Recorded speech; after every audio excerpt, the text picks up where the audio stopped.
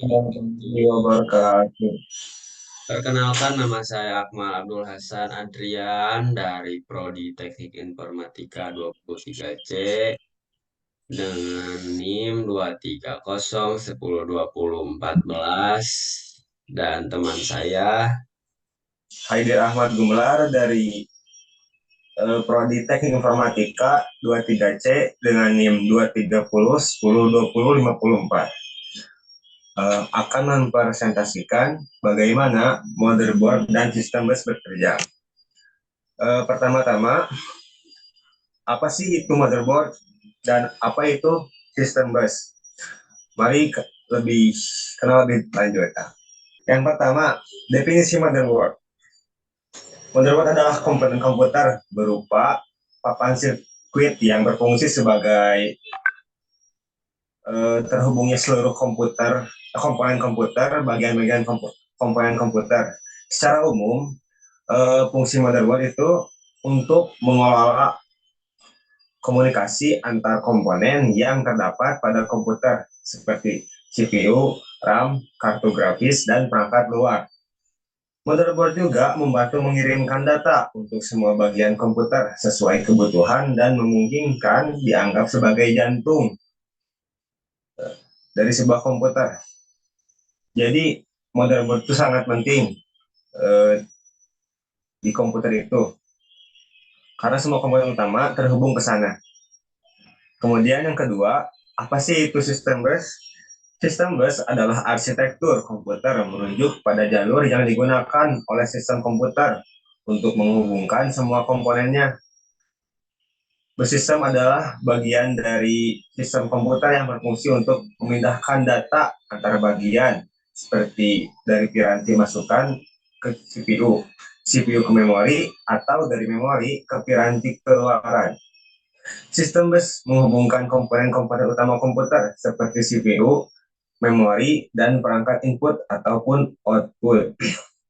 Biasanya, sebuah bus sistem terdiri dari saluran data, saluran alamat, dan saluran kendali. Sebagai contoh, sebuah komputer PC dengan prosesor Intel Pentium 4 memiliki berbagai bus seperti bus prosesor, bus AGP, bus PCI, bus USB, dan bus ESI. Bus disusun secara hierarkis dan setiap perangkat di dalam sistem terhubung ke salah satu bus yang ada. Kemudian struktur dan komponen motherboard. Yang pertama, North Bridge and South Bridge. Chipset yang mengatur komunikasi antara CPU, RAM, dan kartu grafis. Kemudian, memori atau RAM slot. Slot di mana modul RAM terpasang. Kemudian CMOS baterai. Baterai kecil yang menyimpan pengaturan BIOS. Kemudian ada port eksternal, port USB, Ethernet, HDMI, dan lainnya untuk menghubungkan perangkat eksternal. Baik, selanjutnya akan saya lanjutkan.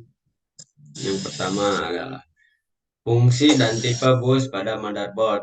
Nah, di sini ada 4. Yang pertama, bus USB standar yang dihasilkan dari Universal Standard Bus USB merupakan bus yang digunakan untuk peralatan input atau output berkecepatan rendah seperti keyboard, mouse, dan printer. Selanjutnya ada data bus berfungsi untuk mentransfer data antara bagian dalam sistem seperti dari CPU ke memori atau dari memori ke perangkat keluaran. Selanjutnya adalah bus SCSI. Bus ini digunakan untuk menyinkronkan perangkat berorientasi blok seperti disk, tip, dan penyimpanan. Selanjutnya ada address bus, membawa informasi untuk mengetahui lokasi suatu perangkat atau peripheral untuk memilih lokasi memori atau port yang akan ditulis atau dibaca dan untuk menentukan rute data. Selanjutnya, peran sistem bus dalam motherboard. Nah, sistem bus pada motherboard berperan sebagai jalur penghubung antara komponen-komponen utama komputer seperti CPU, memori, dan perangkat input-output. Push system memungkinkan komunikasi antar komponen dan memindahkan data antar bagian seperti dari peranti masuk ke CPU, CPU ke memori, atau memori ke peranti pengeluaran.